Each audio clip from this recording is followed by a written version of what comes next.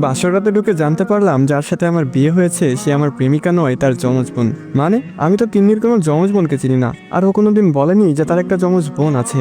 আর তিন্নি কোথায়? তিন্নির বোন বলল কেন বলেনি সেটা জানি না, আর সে বিয়ের আগে আরেকজনকে নিয়ে পালিয়ে গেছে। আমি বললাম মানে কার সাথে পালাবে? ও তো আমাকে ভালোবাসতো।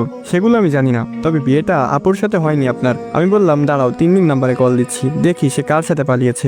মেয়েটি বলল এসব করে কোনো লাভ নেই, তার ফোন অফ পাবেন আপনি। আমার ফোনের ছবিগুলো দেখুন, বুঝতে পারবেন আমরা যমজ বোন। আদিরা ফোনটা আমার দিকে বাড়িয়ে দিল। আমি হাতে নিয়ে দেখলাম দুই বোনের অনেকগুলা ছবি। মেয়েটা আমেরিকাতে বড় হয়েছে মামার কাছে, সেগুলা ছবি সহ প্রমাণ দিল।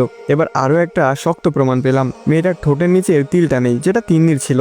পৃথিবীতে এমন হতভাগা মানুষ কয়টা আছে কে জানে। 4 বছর প্রেম করলাম, বিয়েও ঠিক হলো তার সাথে, কিন্তু সে পালিয়ে গেল। বিয়ে করলাম তার যমজ বোনকে। কেন পালালে তিন্নি? আর যদি পালানোরই ছিল তাহলে আমাকে বলে দিতে, আমি বিয়ে পর্যন্ত আসতামই না। মনের ভিতরে হাহাকার আর কষ্টের কারণটা না হলেও পারতে। আজকের রাতটা নিয়ে কত স্বপ্ন দেখিয়েছিলে মনে আছে? তুমি যেন পাশে বসে আছো, দেখতেও একই রকম, শুধু মানুষ দুইটা। কিভাবে বোঝাবো মনকে?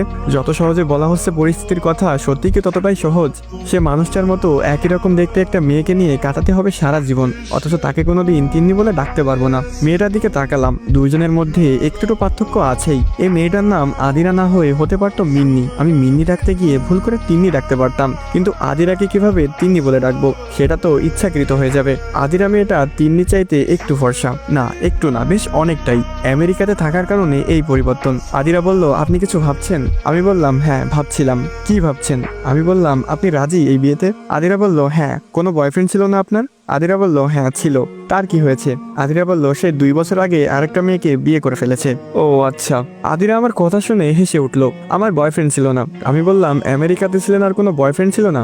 আদিরা বলল কেন, আমেরিকাতে থাকলে বয়ফ্রেন্ড থাকাটা আবশ্যক নাকি? আমি বললাম না তা নয়, তবে না থাকাটা একটু অস্বাভাবিক। আদিরা বলল আমি ওসবের টাইম পাইনি, পড়ালেখা নিয়েই ব্যস্ত ছিলাম। আমি বললাম লাভ কি হলো, সেই তো বিয়ে করে এখন ঘরবাড়ি সামলাতে হবে। আদিরা বলল একটা কথা আগেই বলে দিই। হ্যাঁ বলুন। আদিরা বলল আপু পালিয়েছে বলে কিন্তু আপনি আমাকে বলতে পারবেন না তুমি বিছানায় ঘুমাও, আমি সোফায় ঘুমাবো, আপনি আমার সাথেই ঘুমাবেন, সময় নিন। শারীরিক সম্পর্কের দরকার নেই, তবে ভালোবাসতে মানা করবেন না। মেয়েটার কথায় কিছুটা অবাক না হয়ে পারলাম না, তবুও বললাম আচ্ছা। সে এখন আমার বউ, আমার যেমন তার উপর অধিকার আছে তেমন তারও আমার উপর পূর্ণ অধিকার আছে। তিনি তো আরেকজনকে নিয়ে পালিয়েছে, আর আমি কেন এই মেয়েটাকে কষ্ট দিব? মেয়েটার দিকে ভালোভাবে তাকিয়ে বুঝতে পারলাম মেয়েটা মেকআপ করেনি। কৌতূহল হলো কেন করেনি। আমি জিজ্ঞেস করলাম আপনি সাজগোজ করেননি? আদিরা বলল সময় কই। আব্বু এসে বলল তোর বোন পালিয়ে গেছে, মান সম্মান বাঁচাতে হলে আমাকে এই বিয়েটা করতেই হবে। আর এমনিতেও আমার মেকআপ করতে ভালো লাগে না।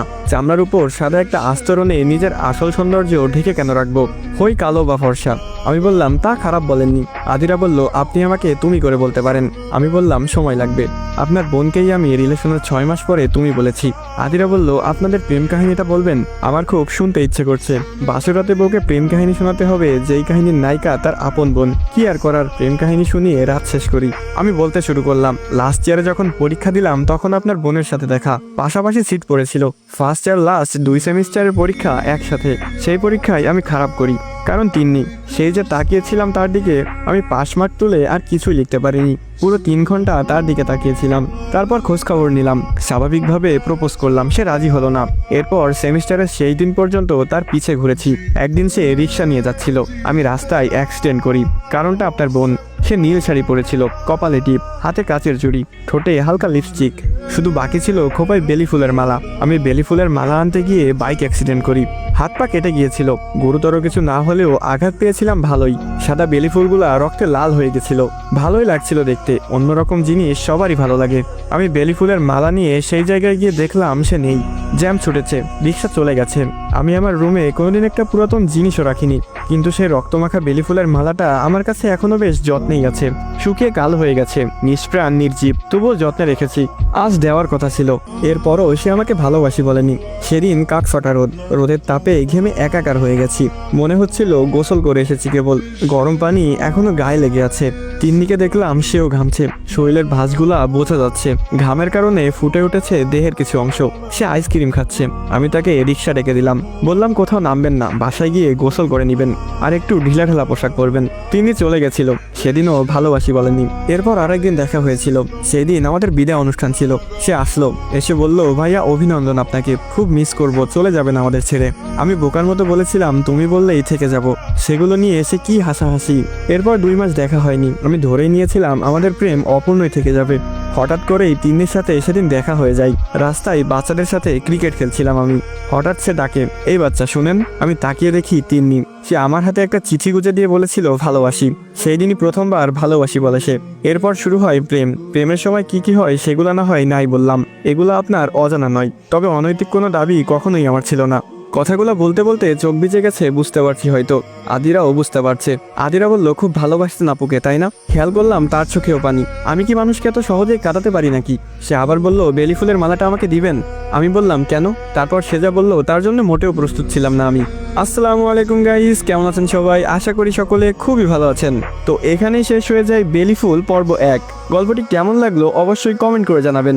তো আবারও ফিরবো এই গল্পের পরবর্তী পর্বগুলো নিয়ে। আরেকটা কথা গাইস, আপনাদের যদি এই ভাইয়ের ভিডিওগুলো ভালো লেগে থাকে আর এই গল্পগুলো ভালো লেগে থাকে তাহলে অবশ্যই চ্যানেলটি সাবস্ক্রাইব করে যাবেন। আর টিকটক ফেসবুক থেকে দেখে থাকলে অবশ্যই ফলো করে দিবেন। আর মন থেকে এই ভাইয়ের ভালোবাসা নেবেন। তো দেখা হচ্ছে অন্য কোনো ভিডিওতে। আজকের মতো এই পর্যন্তই। ভালো থাকবেন, সুস্থ থাকবেন। আল্লাহ হাফেজ গাইস।